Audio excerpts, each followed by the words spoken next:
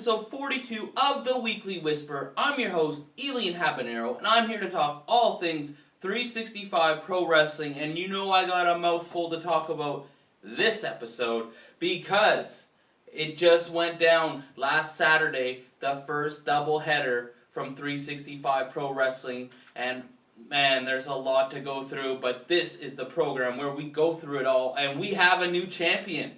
But we're not going to talk about that yet. We're going to go to the 2 p.m. results, and I have it here. I got it all. I mean, obviously I wasn't there, but I got insider information. I got, flies on the wall, and if you were there, please tell me if you agree or disagree with my review, if you seen it go down differently, what you thought of the show, what you liked. So the first contest at the 2 p.m. event, the doubleheader, was Ria Von Slasher versus Bj Lorato, and man, they went toe-to-toe in this. They both did some athletic maneuvers, some power maneuvers. We've seen a crazy top rope Hurricane Rana. We've seen some BJ just tossing around there, but in the end, Ria, with a top rope moonsault, got the victory over BJ, and then they embraced and shook hands after the match, so that was interesting to see. And then, the first title on the line of the day was the Tag Team Championships. Heviko and Eddie Osborne. Hevio defending against the unlikely pairing of Jordie Taylor and Brett Matthews. And this was the obvious thing. I mean, me and cameraman did predictions, and he thought Hevio would win. I thought maybe Brett Matthews and Jordie Taylor could coexist, but after Brett Matthews hit a spine buster on EO there, Jordie Taylor tagged himself in, wanted all the glory. Brett Matthews wasn't feeling it, and he kicked him in his no-no place, and that allowed EO the chance to roll up Jordie Taylor and retain the championships, but it may have come at a cost, as Heviko seemed to get banged up in this and maybe have some neck issues. We'll get more on that as soon as we possibly can, but we do have some good news at the end of our program about Heviko's neck situation. So still tag team champions, Heviko and Eddie Osborne. And then the fans were real. I mean, there's so many great contests, but this was a real treat. Judas Icarus versus Sharif. They just, so many exchanges, so many moves hit back and forth. But in the end, it came down to that impressive maneuver that Judas has really been honing in. That hammerlock clothesline got him the victory over Sharif here. And Judas was really on a roll. But a great match. Can't wait to see that one when it gets released on social media from 365. And then it was time for the handicap match. Cremator versus Nolan James and Zack Andrews. Cremator kind of used their own medicine against them. He took out Zack Andrews before the match even started. And then he proceeded to beat the snot out of Nolan James. Beat him everywhere around the ring and gave him what he deserved. Then he pinned him with the chokeslam, and then he thought about gaining some revenge and breaking Nolan's arm, or attempting to, like they had tried to do to Cremator earlier. But, Cremator said he would show mercy, and we're starting to see a more human side of Cremator. He's not, he's not going to sink right to that level, the level of Nolan, but he did hopefully teach Nolan a lesson, and they maybe will stop irritating Cremator from here on out. And then it was the main event, second title on the line of the day, the Global Championship. Travis Williams defending against Liza Hall in a submission match, and this one was pretty, not for the weak of the stomach. It ended up having to be stopped by referee Tim, as Travis, with repeated stomps to Liza's head, who at the end was not defending herself, so the match was stopped, and Travis was declared still the global champion, which was scary because Heviko, the neck, Liza Hall, possible concussion. What was going to happen on the 7 p.m. show? Got it right here. Oh wait, no, sorry. Right here.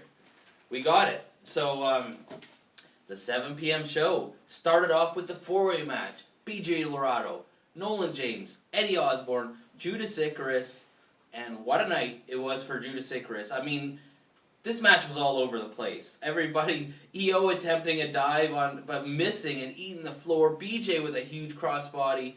Non-stop action. It's just going everywhere. But in the end, Judas got his second win of the night.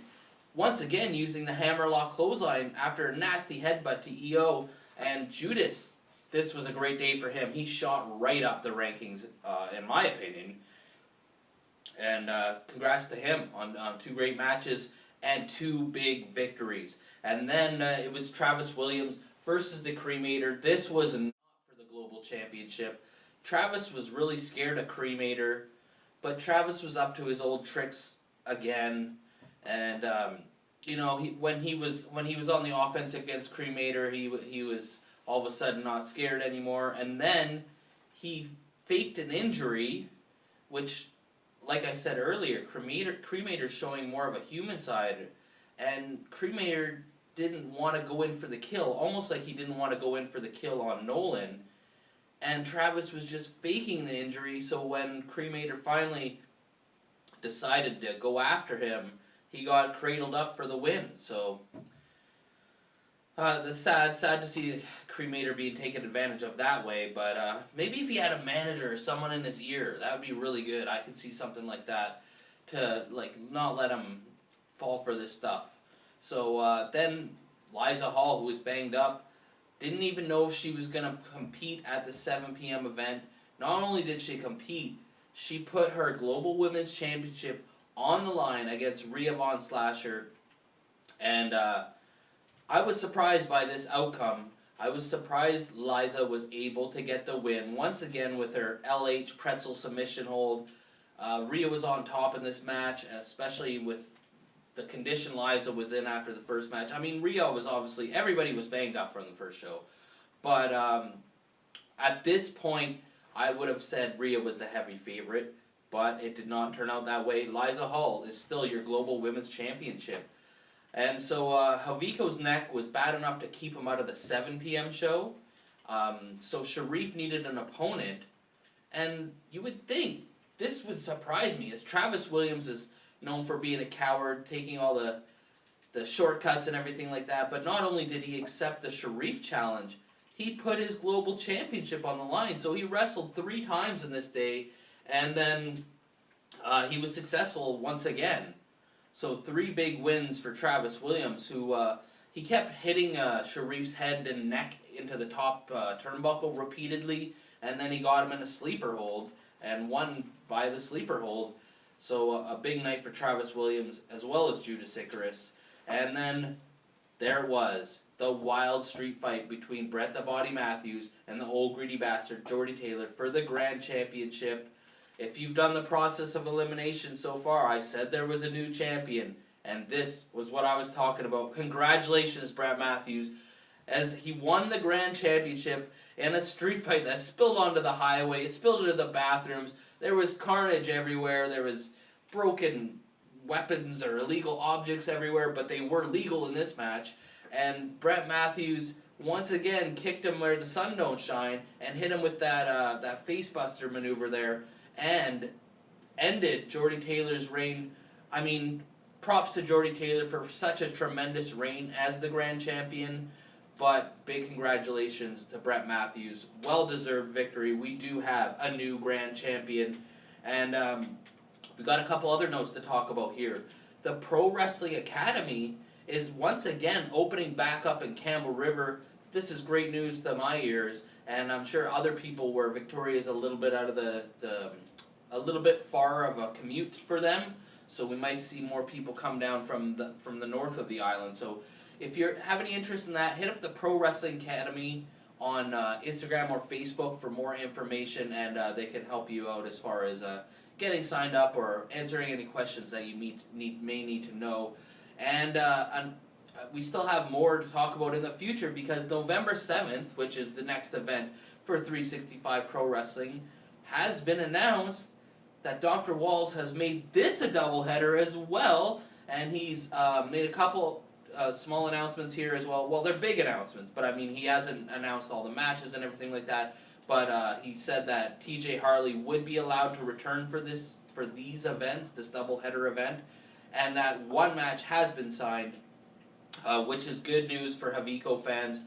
Haviko was banged up, but by November 7th he will be cleared. He's to return to action, and him and Eddie Osborne will be defending against the ever-viral Voros twins in a tag team championship. And oh, I forgot if that was on the 2 p.m. I forgot to write that down. I apologize. I'll get back to you on that next week, as I'm sure by then we'll have some more announcements. And if you recall me last week talking about 365 doing some kind of TV show or producing something like this, we got some kind of word that it will be airing this Wednesday on their Twitch channel. So we don't have a lot of confirmation. We don't have a name for it, how long it's going to be, what kind of format it's going to be.